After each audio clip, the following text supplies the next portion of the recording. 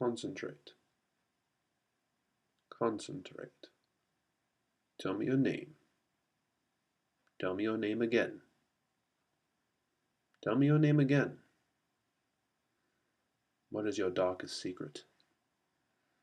Do you regret that secret? What would you do the next time if that situation happened again? How would you feel if I started the movie review of The Master, which will happen now? So hey everybody, that was kind of my little L. Ron Hubbard / Lancaster Dodd opening for this review. Um, so I am going to review the film The Master for you today. I apologize, I haven't been posting as many videos lately. School's just been kind of busy and stuff, but I'm hoping to post some more. I actually have some saved on my computer that I haven't uploaded yet. But today, like I said, I'm going to review the film The Master. So The Master, you guys, it's a film where this guy played by Joaquin Phoenix, I think his name is Freddie Quinn. He just got back from World War II. We get to see, kind of what he did as the war was ending. It's now the early 50s, and he's trying to move on with his life, post-war stuff.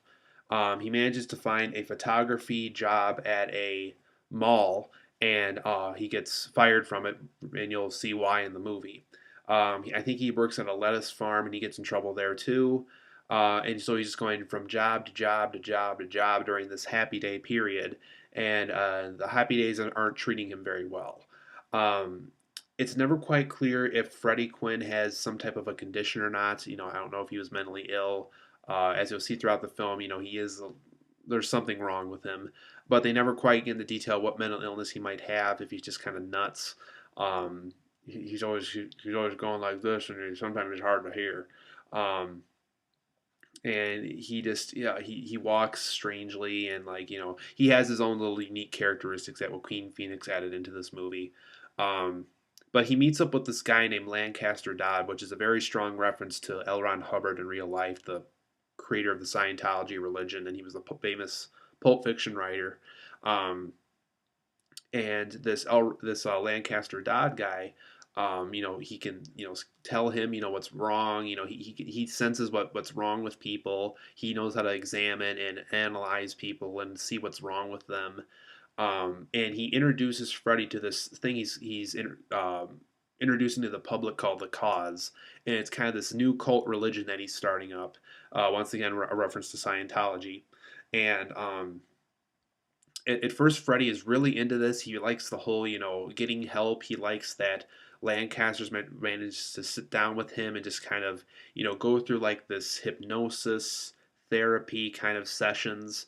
And like Scientology, they have all these little sessions and little activities that this group likes to do with each other and by themselves and everything else.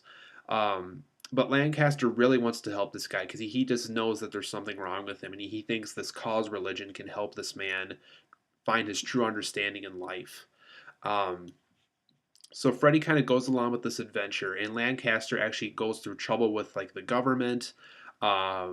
You'll see in the movie like he has pharmaceutical problems. He has financial problems. People aren't believing him. People start to question this religion and cult. So he runs into problems of his own while at the same time, allowing Freddy to be a part of the adventure. Um, and like many people are claiming this film to be, it's also a study of personality. It's this man had, there was something wrong with him, and quite clearly this religion affected that personality in some way. And I think that's as much as I want to say synopsis-wise about the film without giving it away.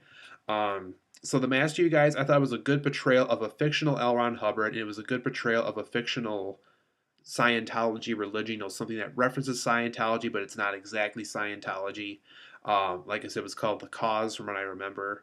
It was just very interesting, very good. I liked how, rather than having this L. Ron Hubbard biopic, they did their own thing. So Paul Thomas Anderson, who directed this movie, who also did like Boogie Nights and There Will Be Blood, he was able to add his own special touch into this movie by making this fictional world and these fictional characters that could strongly reference things we would recognize in real life. Joaquin Phoenix and Philip Seymour Hoffman's acting performances were very good in this. I won't be shocked if they get nominated for awards this year at the Oscars. They were both very good. The musical score and the film mood seemed appropriate. It seemed fitting. A very unique score and a very unique, mood to a film. Specifically near the beginning when we see Joaquin Phoenix kind of, ending what he did toward World War II near the end. Just some very, very unique, very, you're kind of welcomed into this bizarre world of Scientology in this movie. And I think this film really gets that mood and that musical score right when it comes to that feeling. Um, I thought the writing of this film was great. The philosophy they had was great. The dialogue was very well written. Um, I really love the scene in this movie where L. Ron Hubbard, or this Lancaster Dodd who strongly resembles L. Ron Hubbard, he sits down with this Freddie Quinn guy played by Joaquin Phoenix, and he asks him to envision the situation that he wants to improve upon his life, and you actually see that scene play out as if it's actually happening in Freddie's life, but you hear Lancaster in the background, and that is the actual thing that's going on. But because we're seeing this thing, we get to see what's Freddie's thinking and kind of how Lancaster's helping him out with the situation. And if he went back home, how would he handle that situation? And it was just a very unique scene, and I really like that. I really liked that scene specifically because it just really we had everything we needed to know within that scene. I thought Paul Thomas Anderson was able to get all that information onto the screen at once, and we were able to see this situation from all angles. Um, like I said, the film was just shot very well.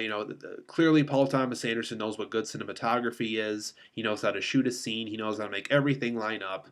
Like you see this little line that kind of leads up to my face. Like he has a good sense of perspective. Like he knows how to lead things up to the thing that's the main subject matter. I remember just watching this film like, wow, this guy really knows how to shoot a movie. And so very much like a modern day Stanley Kubrick, he was just able to get everything lined up, and the lighting was good. Just everything technically, I had no complaints at all. It just the film was very well filmed.